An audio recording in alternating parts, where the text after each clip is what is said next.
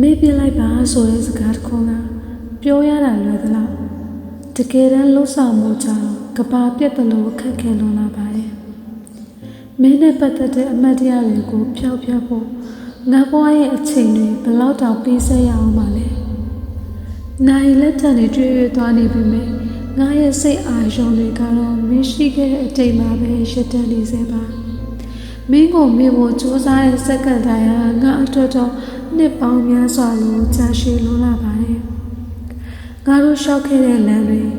နားထောင်ခဲ့တဲ့သချင်းတွေမင်းရဲ့ရှည်တန်လေးတွေဒါတွေအားလုံးကိုဘယ်ချိန်ကြမှာတာမန်အတိုင်းပြင်ကြည့်နိုင်မလဲ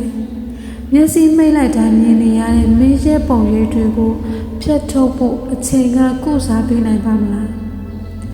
တကယ်တော့မင်းကိုမေ့ပြဖို့အချိန်ဘယ်လောက်လိုလဲဆိုတဲ့မိကိုရှာငါနှလုံးသားကမင်းကိုတကယ်ကောမေ့ပြချင်ရလားဆိုတာပိုအရေးကြီးနေသလားလို့ပါ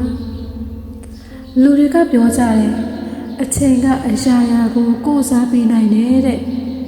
ဒါပေမဲ့အဲ့ဒီအချိန်ဆိုတာကရောဘယ်တော့ကုန်ဆုံးမှလဲ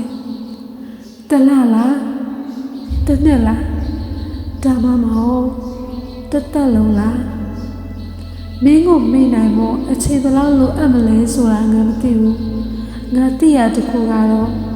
မင်းမရှိရဲ့အဲ့ဒီအချိန်တွေဟာအတိတ်ပဲမဲ့လို့နေရပါပဲ